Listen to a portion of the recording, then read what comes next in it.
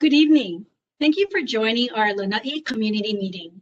I'm Kuhea Siu, Community Relations Specialist for Hawaiian Electric, Maui County, and tonight's moderator for the evening.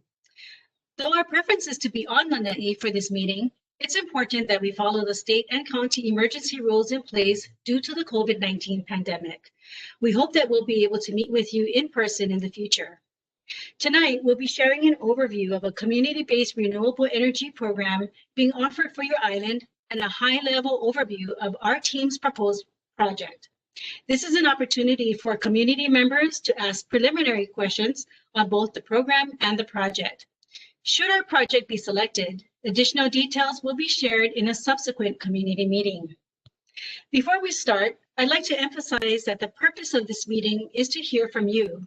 We have allotted lots of time for Q&A after our brief presentation and have set up a variety of ways that you can submit questions throughout the night.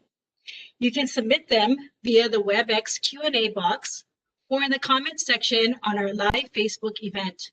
You can also email us at lanai@hawaiianelectric.com or text us at 808-268-2808.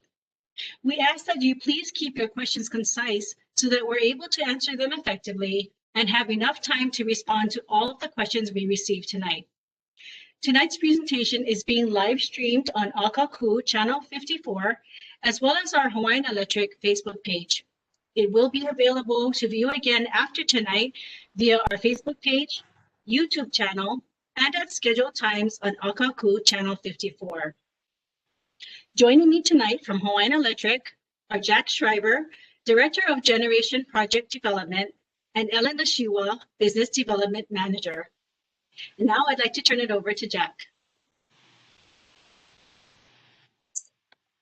Thanks, Kuhea. My name is Jack Schreiber, and I'm joining you tonight from Oahu, and I'm the Director of Generation Project Development for Hawaiian Electric. More importantly, this evening, I'm on the self-build team, and we're going to be explaining what that is, and in addition to our presentation about the shared solar program and about our project. So we're here to talk to you this evening about a proposal that we are developing for a major new solar and battery project on Lanai. And a significant portion of that project will be dedicated to community-based renewable energy. You may have also heard it referred to as CBRE, or as community solar, and most recently as shared solar. Tonight, we're going to cover an overview of what the shared solar program is about and how shared solar fits into this large-scale solar and battery project that we're considering. Here in Hawaii, we have an ambitious goal. We're going to replace fossil fuels with renewable resources to generate electricity, all of our electricity, by 2045, and we're on track to get there. This takes a massive effort and an investment. To stay on track, all of us, our businesses, communities, government, utility, we need to work together. And if we don't, we won't reach our fossil fuel independence, and we won't become the clean energy paradise that we all want to be. To date, residents and businesses that don't have their own roof or haven't installed their own solar system for whatever reason have not had the opportunity to participate in this team effort or to benefit from the savings from not having their own solar system. Our proposal tonight is an opportunity for you to change that. You may have heard us use the term self-build team, and I want to take some time to explain what that means and who we represent, folks that are here on the presentation tonight. You're all Hawaiian Electric employees, but we're part of a separate team at Hawaiian Electric, which is charged with ensuring that our customers have the opportunity to benefit from the value that a utility-owned project can provide. Public Utilities Commission wants to ensure that our customers get the lowest cost, and so do we. The highest value energy that the market can provide. And they require that we have a competitive bidding process into which all developers can propose their best offer, and then the company can review the offers and select the best one for our customers. Hawaiian Electric has to compete for these new projects just like everybody else. In order for Hawaiian Electric to compete in this RFP, to own and operate new energy facilities, we implemented the Public Utilities Commission's framework for competitive bidding. Hawaiian Electric developed a strict code of conduct, which is approved by the Public Utilities Commission, and established two internal, the RFP team, which developed, issues, and evaluates the responses to the RFP, and the self-build team, which develops and submits our company's proposals for a utility-owned project into the request for proposals, just like the other bidders do. Individuals on the two teams have specific expertise about the company and their job-specific roles, but communications between the two teams are not allowed in order to avoid discussion of matters that would provide any competitive advantage to the self-build team for the duration of the RFP process. Compliance with the Code of Conduct is overseen by an independent observer who ensures that the whole process is conducted fairly by the RFP team for all bidders, and that the self-build team is not afforded any preferential treatment. The independent observer reports to the Public Utilities Commission. So that's the framework that we're operating in today. And we here tonight are here to talk to you because there is a draft request for proposals, or RFP, that will be seeking a new solar and battery facility for Lanai. And we, as the self-build team, are allowed to participate in that RFP, and we're planning to do so. So tonight we're here to tell you what we would like to propose into the forthcoming RFP. Please keep in mind that if you have general questions about Hawaiian Electric, we are utility employees and we will try to answer them. If you have specific questions about how the RFP team was developed, the status of the RFP, how it will be evaluated, we may not be able to answer, but we can steer you to the same publicly available resources that we have access to. With that, I'd like to turn it over to Ellen. Thanks, Jack. Aloha, everyone. I'm Ellen Nashua, Hawaiian Electric Business Development Manager based here on Maui, and I'm also part of the self-build team. So I'm just going to share with you from a participating customer perspective before we get into project details. So shared solar is an opportunity for customers who are unable to or choose not to install a solar on their roof to participate in the transition to renewable energy. So this means that customers who rent or live in multifamily units are able to enjoy the financial and environmental benefits of solar. And subscribers can be residential or commercial customers. Under shared solar, Hawaiian Electric customers will have the opportunity to subscribe to a facility on their island that will export renewable energy to the grid. The subscriber organization or developer is responsible for building and maintaining the facility in order to meet the technical requirements to provide a safe and reliable energy resource for the island. Shared solar is a virtual financial transaction in that there's no physical direct connection between the facility and the homes or businesses. Once the facility is in operation, subscribers will pay a fee to the subscriber organization and in return will receive credits from the utility to offset their electric bill. In this phase of CBRE, the Commission and the RFP team has placed emphasis on residential customer participation by requiring at least 40% of the project to be residential subscribers. This is just a minimum requirement, so residential subscribers can exceed 40%.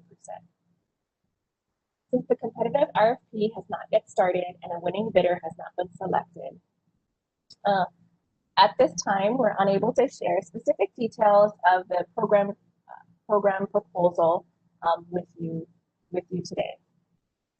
However, we can share examples to give you an idea of the range of savings that other similar solar programs provide. So across the country, shared solar programs have provided savings between 5 to 20%, and programs that have offered higher levels of savings have achieved that through government subsidies. Rooftop solar lease options or purchase power agreements where the solar panels or the equipment is installed on the customer's roofs but is owned and maintained by another company have resulted in savings levels between 10 to 20%. However, this will require customers to install equipment on their rooftop, which includes drilling holes in the roof, and as well as long-term contracts between 10 and 20 years. Now, purchased rooftop solar and battery systems offer 20-year savings in the range of 10 to 35%, depending on the tax credits available at the time the system is installed. Additionally, systems will require monitoring, maintenance, and periodic repairs, in addition to the same building roof and building modifications. If our project is selected, we will come back before the community and broadly share the details of our shared solar program. So now we'll go to some general guidelines that the RFP team has proposed, which are applicable to all bidders. Here are some subscriber eligibility requirements that have been proposed by the RFP team that are in draft form and are currently in front of the Public Utilities Commission for review and approval before the RFP is issued. Customers must first, some of the subscriber eligibility requirements include that customers must have continued electric service at their current residence for at least 6 months in order to right-size the subscription, and not have received a disconnection notice for the last 12 months. But in recognition of the pandemic situation, that has been proposed to be waived for 2 years and not apply at all to low to moderate income subscribers. Customers may not be enrolled in any other rooftop solar or shared solar program in order to broaden the participation of customers in solar programs, as well as customers must subscribe to a project on the same island that they receive electric service. Now, turning to some key elements of the proposed program structure by the RFP team, and again in draft form, and it is currently in front of the Public Utilities Commission for review and approval, include that subscribers will receive a monthly fixed bill credit according to the CBRE facility, as well as that subscribers may accrue CBRE credits to offset future electric bills within a 12-month period, and that, however, credits may not be able to reduce a subscriber's electric bill below the minimum customer charge. So now I'll turn it over to Jack to share project details.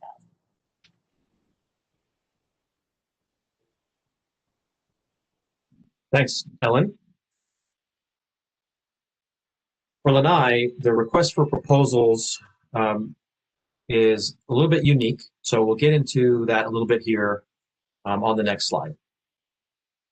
For Lanai, the RFP, at least the draft version that has come out, is seeking 35,800 megawatt hours of energy per year with energy storage. Now, that's we'll break down in a little bit what those big numbers mean. In addition, of that full capacity of the project, up to 3 megawatts will be reserved for shared solar. That's the program that Ellen just described. The remainder of the capacity will still serve the full island. That's just a portion that will be reserved for shared solar subscribers. The facility will be located on a 73-acre site, which is adjacent to our existing Mickey Basin power plant. And the all projects that are proposed into this RFP have to be in service, meaning working and supplying energy, no later than the end of 2024. This is an aerial view of the site near our Mickey Basin power station. You can see in the foreground, there's the Mickey Basin facility with our generators and the substation. And then the left is some light industrial areas there. Just past the power plant is the 73-acre site that is being offered to all bidders in this RFP. One of the things that I want to point out about this RFP is that there's only one technology that will be accepted, and that is solar photovoltaic with battery storage. And there's only one location on the island that's being offered for all bidders, and that is the location that I'm showing you here. This is a 73-acre site, and the perspective on this picture is a little bit, looks a little bit flat, but I hope that you can see in the distance there, we're looking to the sort of west-southwest on this picture. You can see the airport there in the distance. So this facility, as we would propose it, would be approximately 14 megawatts of photovoltaic panels and a 65 megawatt hour battery system. You can see the battery system in the foreground of the site on just before you see the solar panels there. It consists of a series of container-sized units, and the intent of that is to be able to store, batteries don't generate energy on their own. The energy is generated by the solar panels, and then it would be stored in the battery system there in the foreground. The energy could also be delivered directly to the grid. It doesn't all have to be stored. As a matter of fact, the system would be designed to provide energy the entire time that the sun is out, and a large portion of that energy would be stored in the batteries, so that the energy generated by the solar panels would be available throughout the night, so that we can power up the island of Lanai night and day from this project. Now, as I mentioned earlier, the RFP team generated the requirements for this RFP, and we don't know the planning criteria that went into this. But I know that some of you probably have a question about, well, what does this mean in terms of, 36,000 megawatt hours per year and 14 megawatts of this and 65 megawatts of battery. From our review, it looks like the sizing of the RFP is intended to be able to provide all of the power and energy that the island of Lanai would need on a daily basis and on an annual basis. Now, this doesn't mean that if we install this project that the whole island will be able to operate solely on solar for the foreseeable future. There can be conditions of weather and so on where the system may not be able to generate enough energy based on the sunshine, etc. And so the Mickey Basin Power Plant would remain in service and be available in the event that the solar and battery system isn't able to meet the short-term needs. Also, I want to point out on here, hopefully you can see there's a short orange line that connects the battery systems that we have installed there into the existing substation there at Mickey Basin. And that is the interconnection line where the facility that we're proposing would be connected. So all of the energy and power that it produces would be delivered directly into the Mickey Basin switchyard. And from there, the energy and the power would be distributed to all customers on Lanai.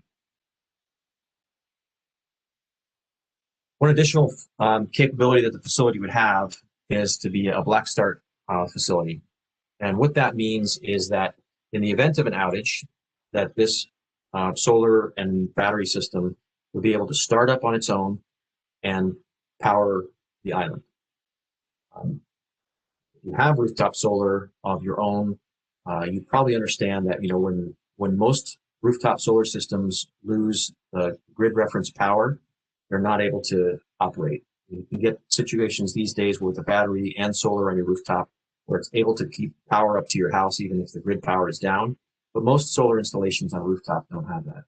This facility, because it has the battery systems attached and is of sufficient capacity, would be able to restore power to the island in the event of an outage.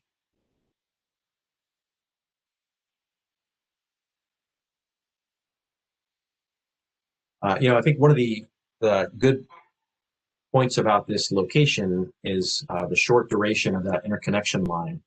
It's about 400 feet long from the facility into the existing substation. So this project would not involve any new overhead power lines anywhere else on the island, just this little section. So as we mentioned earlier, of this entire capacity, approximately 3 megawatts of the facility would be reserved or shared solar. Anybody that wants to subscribe. Just to kind of put that into perspective, if all of the subscribers were residential homes on Lanai, that would be about 1,500 homes. But it doesn't all have to be residential. It would be, as Ellen mentioned, a minimum of 40% residential subscribers, and the remainder of the capacity could be residential subscribers, or it could be commercial customers, small businesses. Here's a second rendering that shows a view from the south, looking west-northwest, and shows, and this is just to give you a little bit of a different perspective of the scope from ground level of what that solar facility looks like. Again, you can see Mickey Basin power plant there on the right, and the light industrial area in the foreground. I should mention that, let me just go back up one slide here. This parcel of land, this 73-acre parcel of land, is part of the intended light industrial park. Also, there have been gotten some questions from folks about, there was a previous request for proposals that was issued, I believe 2 years ago, about 18 months ago, which was subsequently canceled. The site for that RFP was a different location. It was actually on this view here, it's across the street from the power plant in the foreground. The new site that is being offered for this RFP that we're talking about tonight is the site as shown here, which is between the Mickey Basin power plant and the airport.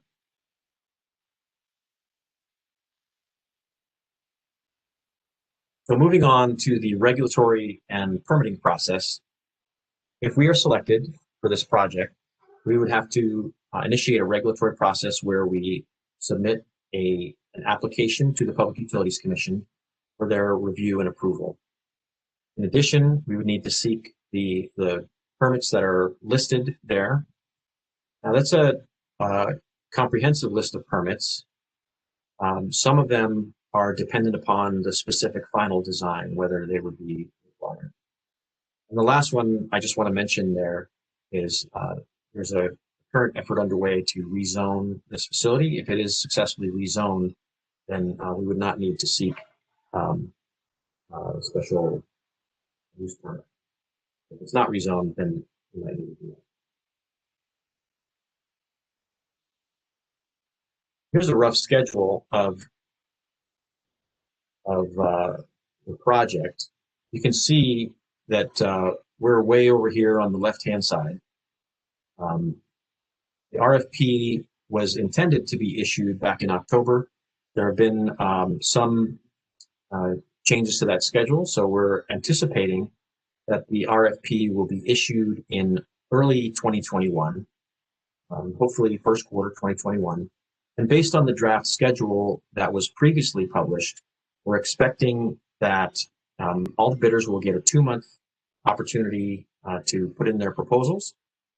And again, based on the previously published draft schedule, it looks like the RFP team is anticipating a very quick evaluation and selection of the bidders.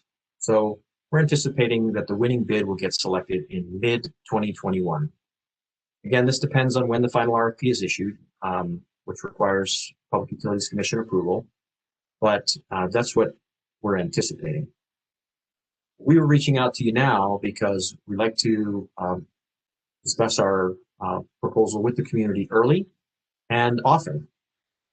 One of the things that we intend to do is once, if we're selected as the winning bidder, we'll come back to the community to provide a more detailed presentation, not only of the project, but also of our shared solar offering and the exact details of what kind of savings subscribers can expect. In addition, at that point, the winning bidder would start to enroll subscribers and start the construction process. Of course, the subscribers won't be able to receive the benefits of their subscription, their savings, until the project is in service. The RFP requires that all projects would have to be in service by the end of 2024. And at that point, whenever the selected project goes into service, the subscribers would begin to receive their benefits. I'd like to point out that we had previously put out a notice that we would be seeking input on our proposal by December 11th. But I want to clarify that because the RFP, when we put that out, that was when we anticipated that the RFP was going to come out earlier. Now that the RFP has moved to the right, we would like to get your input by the end of December 2020, so for the rest of this month.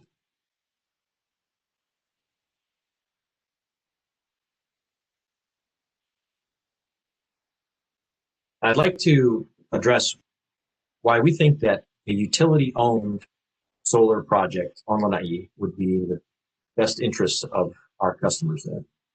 First of all, Hawaiian Electric is a local company. We're providing your electricity now. We'll be providing your electricity into the future. And we're committed to serving the community of Lanai. There have been a lot of folks who have come and developed proposals for new facilities, and for a variety of reasons. Some of them have fallen out, and that's really unfortunate for our customers. And one of the things I think that you can count on, if the utility is selected for this bid, we will deliver on the project and deliver it on time. Third of all, with the shared solar program, the winning bidder will be providing the subscribers with bills for their subscriber payments, and then you'll get those credits for your subscription on your utility bill. So you'll still be getting a utility bill. With the so you'll have to deal with interface with two different companies. You'll still need to interface with the utility, you'll be providing your electricity, and then you'll be interfacing with another company that would be a shared solar provider. If the utility self-build project is selected, you would have a single point of contact for all your energy needs. And lastly, the utility is leading the effort here in Hawaii, transition to 100% renewable energy effort. And we view this project as a significant leap forward in that mission. We're looking for your support in that. I'd like to turn it over to Kuhea.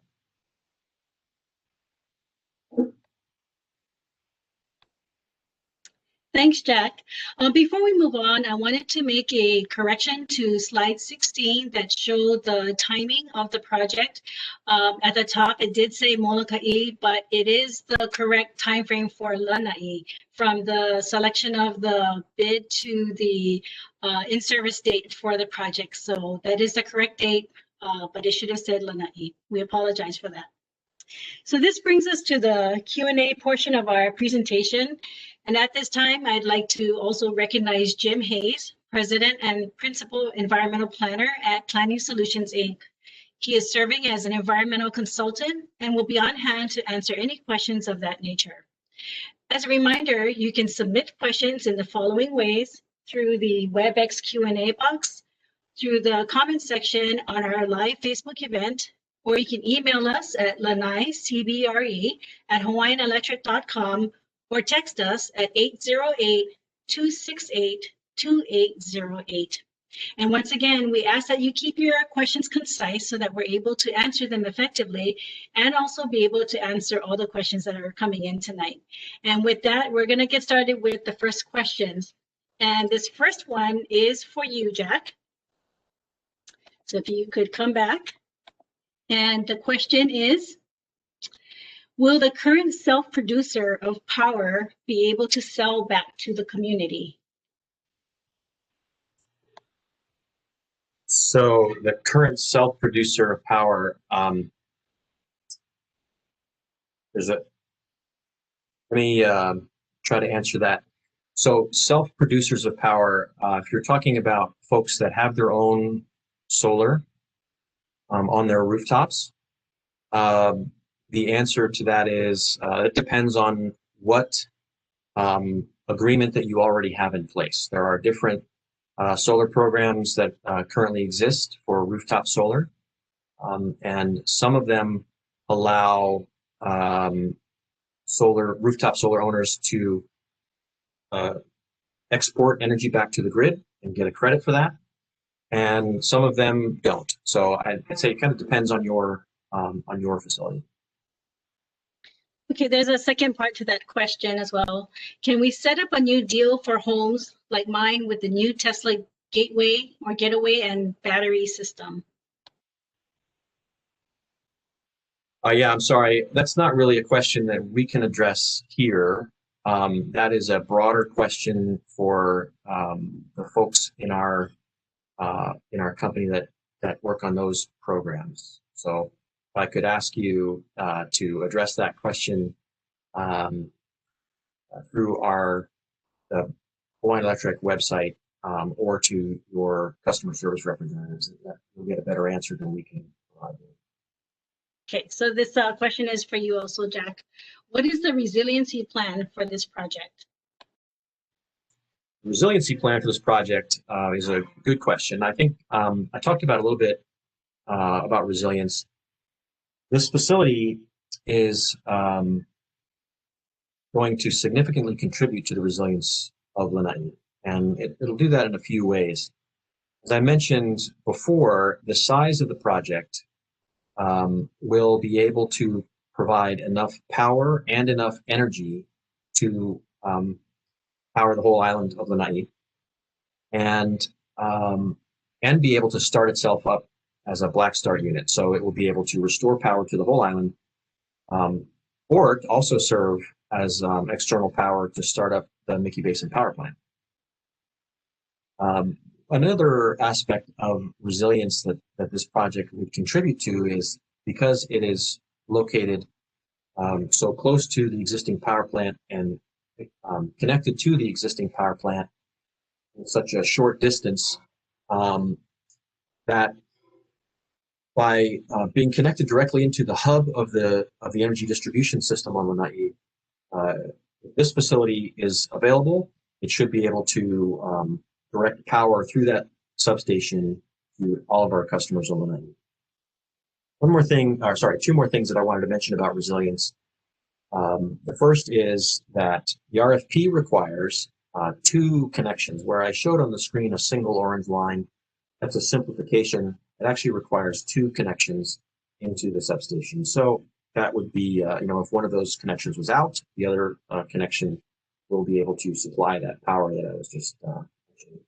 And the last thing about resilience is that with the renewable energy system and with the battery system, that there could be conditions under which that facility is maybe impacted, maybe some of the panels might be damaged, etc.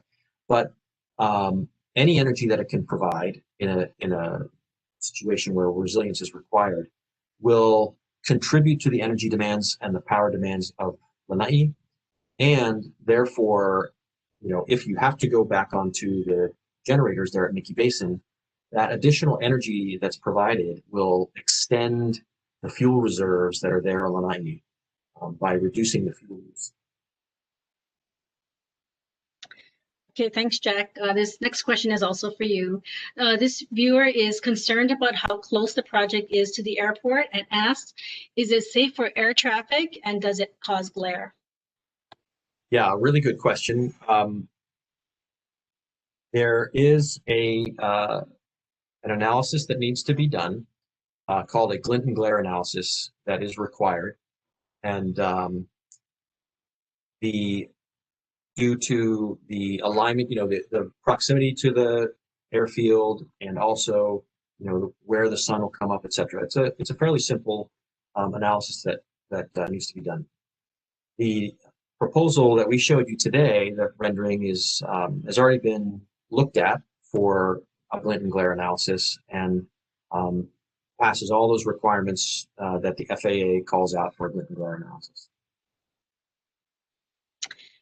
Okay, so this viewer is saying that there is a older, smaller solar farm that is now defunct, but doesn't see anyone cleaning it up, and wants to know if our proposal mentions what to do with the old cells and who will clean it up. So that existing solar facility is not owned by Hawaiian Electric, and I don't know what the plans are for that facility.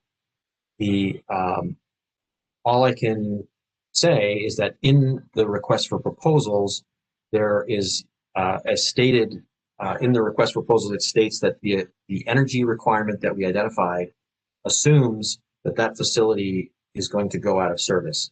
As the self-build team member, I don't know what the status of that facility is. I don't know what the status of the contract with that facility is, and I can't comment on whether the owner of that facility is going to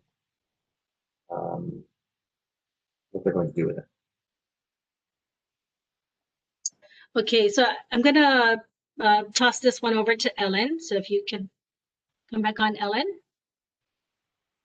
And this question is, what was the population count you used for this RFP moving into the future? Will it be expandable as Lanai's population grows?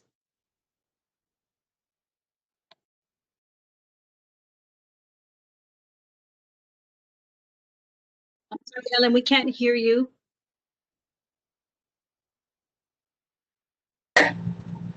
We can hear you now. Okay, sorry, I'll get closer to the mic. So as far as the population count used for the RFP, unfortunately, we didn't have any input or do we have insight as to what the population assumption was to determine the size for the RFP. However, for the participation of participants, and we're looking at 40% residential, that would roughly equate to about 400 customers to participate in this program at a minimum of a 3 megawatt facility. Okay, thank you, Ellen. Jack, if you could, this viewer is asking if Shared Solar is a Hawaii-based company. Can you please clarify what Shared Solar is again? Sure. Shared Solar is not a company, it's a program, and it's a program that has been in the works for quite a long time to work out the details, and it has been the subject of an ongoing docket, which is a series of documents that go back and forth between the utility, Hawaiian Electric, the Public Utilities Commission, and other stakeholders that are participant in that process. So through that process that has been going on for a couple of years, the Public Utilities Commission has authorized the utility to manage this program called Shared Solar, or CBRE, Community-Based Renewable Energy.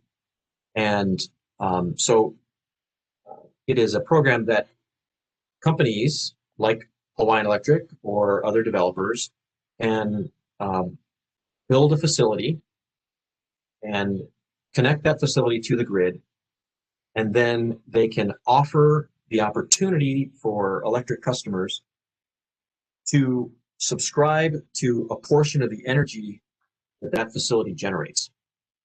So it's the idea is, for whatever reason, I don't have solar on my own roof. Either I don't own my own roof, or I don't want to make changes to my roof, or my roof is too old, I'm worried about putting panels on it, or whatever the reason might be. I'm not able to put solar on my roof. So instead of having solar on my roof, I'm going to subscribe to a solar facility located somewhere else on my island. And when I subscribe to that, I am paying a subscription fee. And in return for a subscription fee, I get a credit on my electricity bill for the portion of, my portion of the energy produced by that facility located somewhere else. So it's like, you may have heard people say it's like rooftop solar without a roof. That's what Shared Solar is. What we're proposing is a particular project that people would be able to subscribe to as part of the Shared Solar program. Okay, thanks, Jack. The next viewer would like to know who is handling the rezoning from agricultural to industrial. That rezoning has to be done by the landowner, which is not us. And if we were selected for this project, we would be leasing the land on a long-term lease from the landowner. Okay, Jack, this question is also for you. This viewer would like to know if this program also applies to Hawaii Island. Well, the shared solar program does apply to Hawaii Island. It applies to the whole state. It certainly applies to everywhere where Hawaiian Electric serves, which is all of the islands in the state except for Kauai. This request for proposals that we're talking about tonight is specific to the island of Lanai. There are other draft requests for proposals that are in the works that may get released. We're anticipating that they'll come out, and there are requests for proposals that will come out for the island of Hawaii at a later date. Okay, hold on to that mic, Jack. The next viewer would like you to explain what black start means. If the facility is providing all energy and goes offline for some reason, how does black start work? So black start is a utility term for basically an energy production power plant that is capable of starting itself up without an external power source. As I mentioned earlier, the Mickey Basin power plant is not going away, but when this project, or whether it's won by Hawaiian Electric, by the team that you're talking to tonight, or whether the project is installed by another company, when that facility goes into service, it should be providing enough power and energy to most of the time power up the island. And so Mickey Basin will probably shift into a backup mode where it provides power and electricity whenever there's maybe not enough sun, or if there's maintenance going on at the solar facility, or there's some other kind of a fault.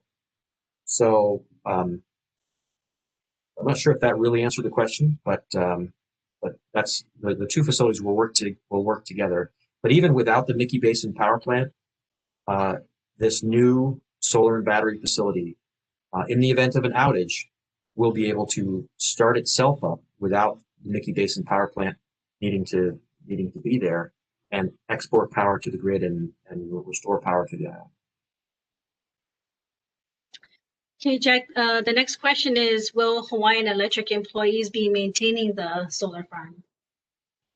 Yeah, that's a really good question. And we don't have, this is one of those things that will be part of the development of our competitive proposal. So we're really not able to answer that specifically at this time. I think that if we are selected for this project, that we will be coming back to the community of Lanai, and we'll be able to answer those kinds of questions in a lot more detail. Okay, thank you. Ellen, the next question is for you. What is the anticipated monthly subscription cost ratio to utility credit? Oh, that's a good question. Due to the competitive process of the RFP that hasn't started, and the winning bidder hasn't been selected, at this time we're not able to share the specific details on the program proposal. But if we're selected, then we'll be able to come back and share all those details with the community. Yeah, the next viewer, Ellen, wants to know if there's a ballpark figure of what the subscription would cost.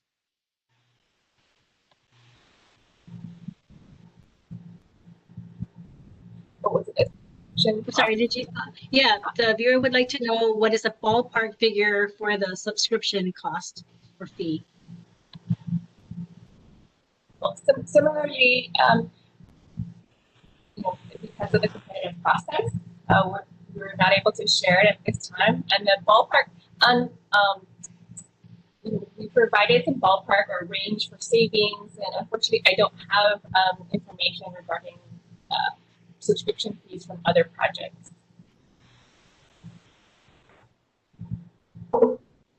Okay, thanks, Ellen. So this next one is not a question. Somebody sent us a comment that the old solar farm is in fact still working and continuing its partnership with Hawaiian Electric. But the solar farm has reached its anticipated lifespan. So unfortunately, that's not something that we can comment or expand on more here tonight, but thank you to that viewer for providing that. And Kuhea, yes.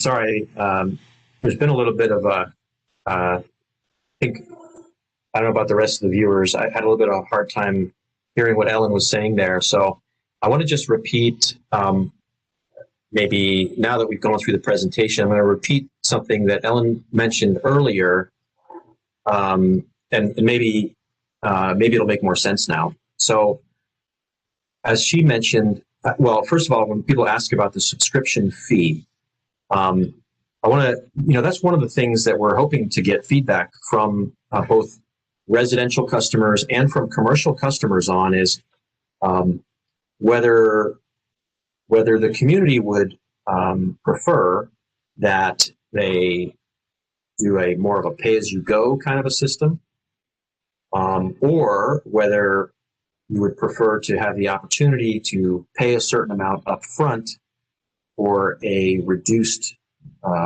monthly payment throughout the rest of a contract period. That is something that we're hoping to hear back from you about.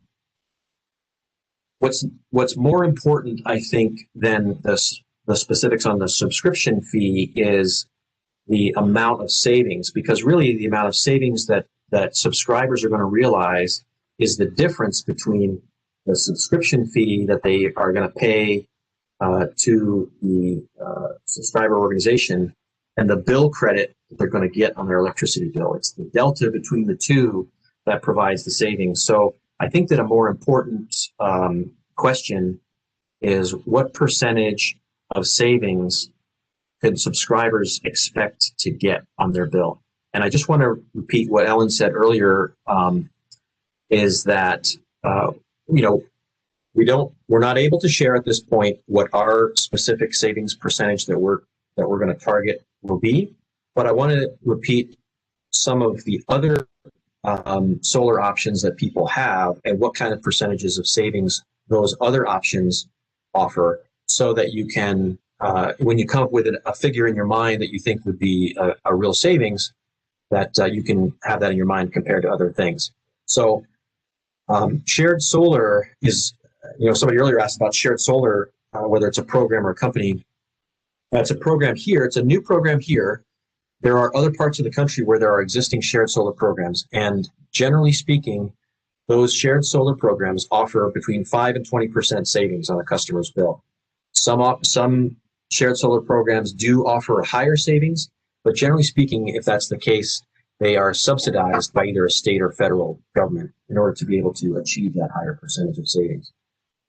If you were to install your own solar on your own roof and you went out to a solar company and you said, I want you to come and I'm going to buy a solar system with a battery from you. I'm going to put it on my roof. I'm going to, do one of the existing solar programs.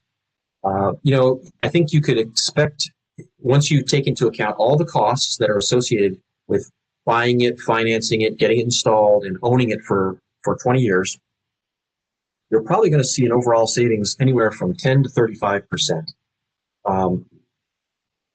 Because you're going to save a lot of money in your electricity bill, but you also have to pay the bill to get that system installed and to maintain it. So you're going to see a range of 10 to 35% or so net savings over 20 years. If you were to hire a company to come and install solar on your roof, but they would own and operate it and you would just buy the power from them, then we think that you could probably expect a savings between 10 and 20% net savings. So hopefully that answers your question as best we're able to. And I just want to repeat that if we're selected, then when we come back to see you after that in 2021, that we will be able to provide those specific numbers of what we're offering in our shared solar program. Okay, so a viewer wrote in and said that they missed some of the slides and how can they see the presentation again? That's a great question. So after tonight, our presentation in its entirety will be available on our Facebook page, Hawaiian Electric, as well as on our YouTube channel. And also it will be re-aired on Akaku channel 54. And if you provided your email address tonight, we're more than happy to reach out to you with dates that the presentation will air again on Akaku. If you're texting us or if you're writing in through the Facebook page, you might want to provide us with your email address or email us at the Lanai CBRE at hawaiianelectric.com address and provide it to us. And we're more than happy to send you those links and that information. Okay, so Jack, this next question is for you. If Hawaiian Electric is not awarded the project, does it mean that we will have to enter into a power purchase agreement with them? And I'm assuming this means with whoever does win the bid. So the subscriber interface with the winning bidder would be essentially well. Let me rephrase that. If another company wins the bid and builds this project, then you would enter into an agreement with them, and the terms of that agreement are generally established by this Public Utilities Commission policy, but there are some variables that are specific to each company that could win the bid. So yes, if a third party, if another developer were to win the bid, then you would need to enter into a contractual agreement with them. You would maintain your agreement with Hawaiian Electric and as their utility provider, and those bill credits would show up on your bill. And that would be, there's a communication from that from the solar facility to the utility that says, we made this much power, this person gets this percentage, and that would be, those credits would be automatically applied to your bill. In the event that the utility were to win the bid for this project, then it would be a similar process. You would still need to, sign an agreement and acknowledge that we're going to go through this process together. But it would be, you'd still, get your utility bill from the utility. You still get the credits on it, but there would be, another set of paperwork to sign. But that's really all you would need to do is sign some papers to sign the agreement, and then we would handle the rest. Okay, thanks, Jack. Ellen, I'm going to move to you for the next couple of questions. So this first one is, will customers be able to sign up for a trial period, or will the contracts be long-term? Great question. Kuhio, can you hear me now? Okay, great. Actually, we're seeking community input as to what kind of contract terms would encourage participants to enroll in a program so that we can refine kind of our proposed offering. We anticipate that residential and commercial requirements may differ across the country. The trend has been moving towards shorter and shorter contract term periods, but we're really looking to hear from you as to what would encourage participants the most. Okay, this next question, the viewer is paying about $70 a month right now for power and does not have plans to install rooftop PV and wants to know if it would be worthwhile to be a subscriber in this program. We think it'd be worthwhile for most customers. Each subscriber or customer's particular situation, we would work with them to determine kind of the right size of subscription based on their energy usage. So I'm at this time, unfortunately, I can't respond to a $70 bill and to see what if it's worthwhile. But if we win this bid, we'll be able to provide specific details, and we can work with each customer to right size their subscription. So I elaborate on that just a little bit. Sure. I think, the very short answer what Ellen said is exactly right. We can't estimate what your usage is and what your savings could be. However, what I would say is if the cost of joining is to sign a couple of pieces of paper, and that results in savings of any kind on your bill, then I would say the answer is probably yes. Okay, Ellen, I'm going to give you one more question. What happens if a renter subscribes to the program and then moves to another house on the island? What happens in that situation? So this subscription is transferable as long as the new location is on the same island.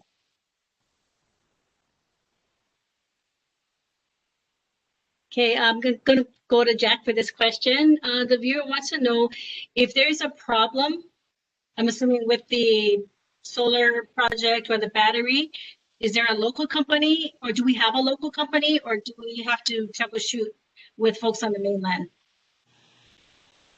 Well, that would depend on what the problem is. Generally speaking, we would plan to have the necessary technical expertise here in the islands, whether that would be specifically there on Lanai or whether it would be on a neighbor island. But we would definitely seek to have the technical expertise and parts required to maintain the system here locally. That being said, sometimes there are very sort of deep dive technical questions that can happen that, it's kind of like when you have a problem with your computer and you call up and you get the first person, they say, okay, we can help with this. But if you have a really, when you get down into the weeds, you might end up getting some help from somebody who's, a higher technical expert. Okay, thanks, Jack. Next question is also for you. Why is Hawaiian Electric competing in this RFP rather than building a project on our own? Well, there's two main reasons why we are participating in this RFP. The first reason is because, as I mentioned in the slide, we are leading the charge across the state to convert all of our all electricity to 100% renewable, and we need to make a big leap forward on Lanai. And there's been several projects around the state that have fallen through for a variety of reasons, and so we want to make sure that we, as a utility, provide a bid that the community on Lanai and the RFP team and the Public Utilities Commission can count on to deliver some significant renewable energy contribution to the island of Lanai. So that's reason number one. Reason number two is because of the shared solar component of this project is really important to us as a utility, and we want to make sure that the customers who have not yet had the opportunity to participate in the environmental benefits and the savings benefits that solar systems can afford to the owners is made available to our customers on Lanai that haven't yet had the opportunity to do that. Okay, thank you. I'm going to bring Jim Hayes up for this next question. So if you can turn your camera on, Jim.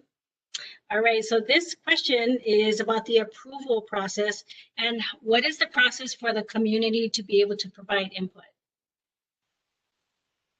Well, first I'll say that there's going to be many opportunities provided through the RFP process itself, such as the one tonight. And then when it comes to permitting processes, the project is not triggering any requirement for Chapter 343 EA or EIS. So there will not be a document of that variety prepared. And the other processes will as Jack described earlier, largely be conducted by the landowner, Pulama Lanai, as they rezone the land. Now, if for whatever reason that rezoning does not move forward, then Hawaiian Electric or whoever the winning entity is would have to obtain their own special use permit. And during the process of that special use permit, there would be opportunities for public input as well. Okay, thank you, Jim. I'm going to go back to Jack, and this is a question related to resiliency and the overhead transmission lines that you talked about from the solar project. Is there any chance that they could be put underground to help with, high winds? And if not, is there consideration for putting in steel poles instead of wood poles?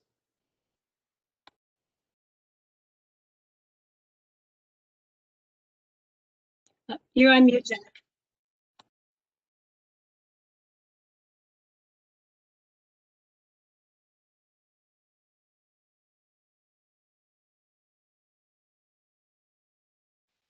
I'm sorry about that.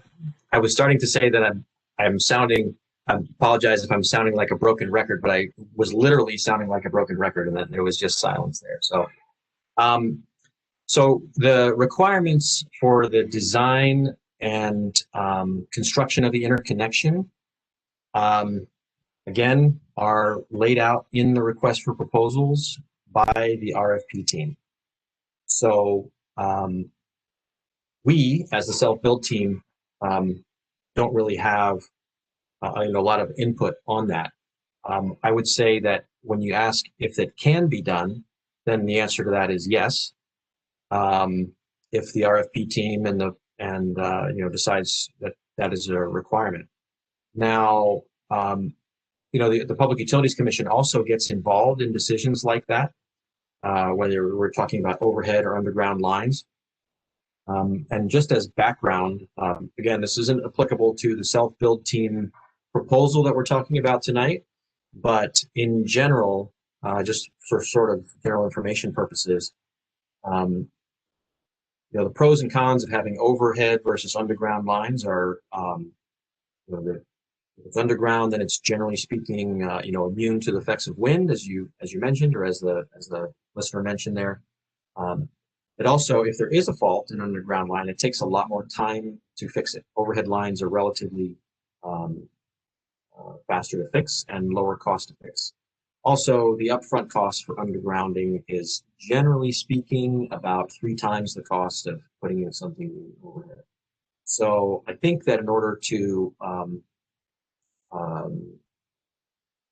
mitigate those concerns, that's, I think, why the RFP team said that there has to be 2 lines to make sure that if there's a fault with one of them, the other one would be available.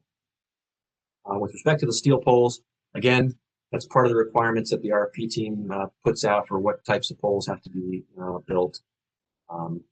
It is possible to put in steel poles. It's also possible to put in reinforced wooden poles or concrete. There's a variety of designs. Yeah, this next question is for you too, Jack. The question is, why not start small on Lanai as a trial for the program and get feedback from the folks on Lanai for the larger program? Yeah, well, good question. I think that in terms of the project size overall, as I mentioned, the situation with this RFP is a little bit unique. The overall size of the project, with that 35,800 megawatt hours of energy per year, is a huge project for Lanai. And the intent of the size of that large project is to make a major investment up front and make a huge leap forward in terms of the percentage of renewable energy on Lanai, and also hopefully be able to reduce the energy costs on Lanai, and eliminate a large percentage of the fuel use at Mickey Basin on Lanai. So that's why I think that the whole project was sized as it was. Again, you know, we're not privy to what our planning team did. They're all in the RFP team, but just based on our, you know, general knowledge of the island, that's what it seems like they're doing for. I can tell you as a developer that the bigger the is, generally speaking, you get a benefit of scale. And so the cost per kilowatt hour or the cost per kilowatt goes down the bigger you build the project. So I think that that's the intent of getting the big project. If the question is related to the size of the shared solar portion of the project, then really, you know, there's no risk to the customers for whatever size it is. The risk is on the owner of the system to ensure that you meet the subscription requirements. One of the things that we didn't mention, Ellen mentioned that there is a minimum requirement of 40% residential subscriptions. So in other words, of that portion of the project that is allocated for shared solar, at least 40% of it has to be for residential customers. The remaining 60% can be residential or it could be commercial customers. If you go below that 40%, then the owner of the facility is going to have to start paying penalties, right? Because that's a key element of the program that the commission has approved. Similarly, if you fall below 85% of the capacity subscribed, then there are also penalties for that. So I think when you're thinking about the size of the community solar or the shared solar portion of the project, then again, that's not something that the self-build team has any input on, but there's been a lot of discussion in the docket, in the public information in the docket about it. And I don't think that concern or that risk is going to land on the shoulders of any of our customers or subscribers. It's going to land on the shoulders of the developer that owns the project. Okay, so this next question, I'm gonna toss over to Jim. I think this might actually be for the landowner, but if you can shed some light on this, that would be great. The question is, how long would rezoning be expected to take?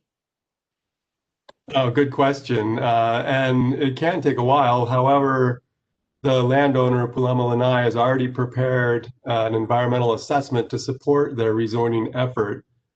And with that task complete, they are now working towards presenting their rezoning request to the Land Use Commission.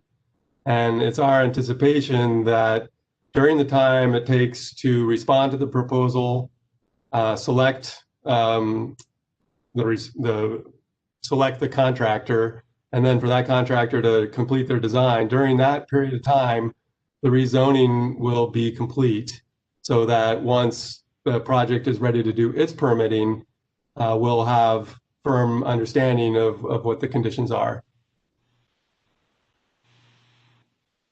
All right, thanks, Jim. So maybe I'll send this next question to you. You might know, the viewer wants to know if Pulama Lanai is a part of the Hawaiian homelands. I do not know the answer to that question, sorry. Okay, thanks, Jim. Yeah, so there is a Department of Hawaiian Homelands website. Perhaps you could look there to see. And we have just one more question to ask, but so I just wanted to remind folks that we're about 20 minutes more for this meeting, and if you have questions, please send them in to Lanai CBRE at hawaiianelectric.com. You can text them to us at 268-2808, or send them through the Facebook Live comment box or the WebEx Q&A box. And I'm going to ask this one question to Jack. So will he be doing a bond to raise capital for this project if we are selected? Well, if we're selected, this project will be financed through Hawaiian Electric's normal portfolio of capital projects. Now, certain projects that meet the right criteria, we can seek permission from the Public Utilities Commission to issue bonds for those. So I think it's too early to know. The answer is that it's a possibility, but we don't know yet, and we won't know until well after we're selected. Thanks, Jack. I'm wondering, while we wait for any last questions to come in, I was thinking we could go back to that slide 16 and just make sure we're clear on what the timeline is and make sure folks know that that is for Lanai. Can we go back to that? The timeline itself is correct.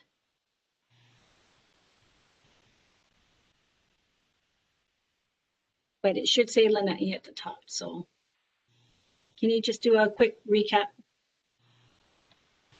A recap of the schedule? Yeah, absolutely. So right now we're again off the left side of the timeline here. We're still in 2020. We're initiating our community outreach now, and we're going to continue that as we go. We don't know the date when the RFP will get issued, but we anticipate, based on the progress in the docket, that the commission might authorize the RFP to be issued sometime in early 21, first quarter of 2021. Then we expect the bids would take about 2 months to be submitted. And then from the time that the bids are submitted until the winning bidder is selected, again, based on the previous schedule that was put out by the RFP team, that'll be about 3 months or so to complete. So we're showing here a mid-2021 selection.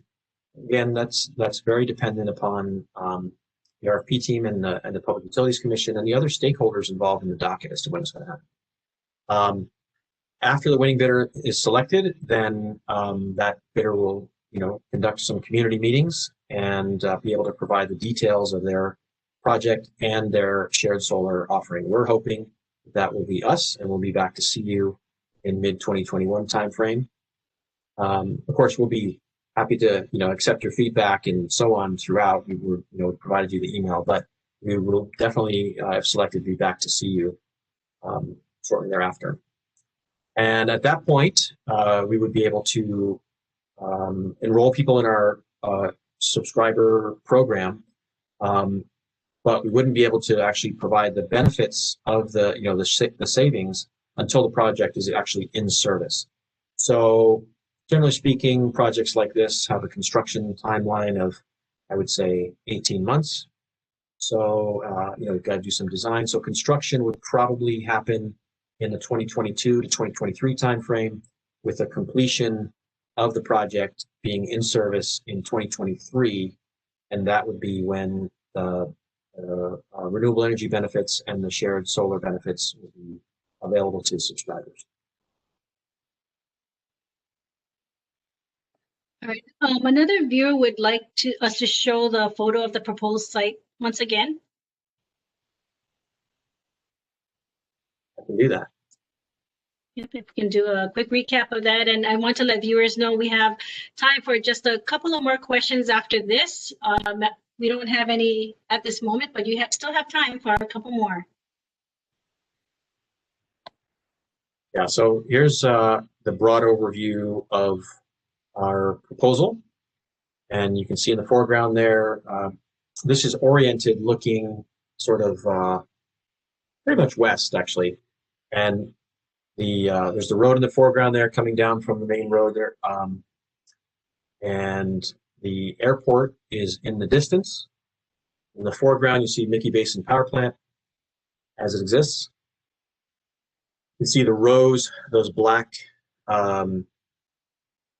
shapes there are actually rows and rows and rows of thousands of solar panels mounted on racking.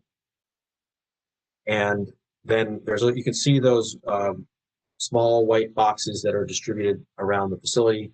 Those are transformers that would step up the voltage of the electricity coming out of the solar panel inverters to a higher voltage, so it's more efficient. And then the power would be delivered in underground trenches from those step-up transformers to the batteries and the switchgear located in the foreground, on sort of the foreground slightly to the left, where that energy would then be delivered to the switchyard through that orange line there, via the overhead or underground, I guess, potentially, lines into the substation. Again, 2 lines there, although we're only showing 1 for simplicity's sake. All right, thanks for that recap. I don't see any more new questions, so can we please move to the resources page?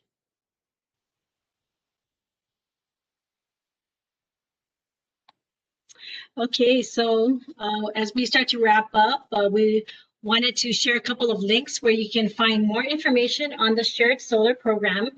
This program is going to be available again in its entirety after tonight on our Hawaiian Electric Facebook page, our YouTube channel, and Akaku channel 54. And we know that sometimes a thought might come to you or a question tomorrow or in the days to come. So again, we will gladly accept your comments through December 31st on our project webpage, our project email, Lanai CBRE@hawaiianelectric.com.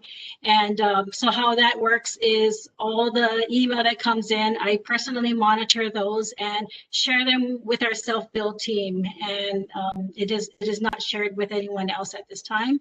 Your comments and questions will become part of our application. And so we are going to make sure that we collect those and make sure that they're represented in our application. Tonight was an opportunity to answer your initial questions, and now that you know a little more, we are also interested in any feedback you have, particularly as it relates to the proposed solar facility we've introduced, the kinds of benefits customers would like to see as participants in this project, as well as any feedback on the participation terms. And again, please send them to our email, our project email address. And with that, we'd like to thank Akaku Maui Community Media and also our self-build team members and others who are working hard behind the scenes to make tonight's virtual meeting possible. And we'd like to thank all of you for spending your time with us tonight and wish you all a great and safe holiday season. Take care and aloha.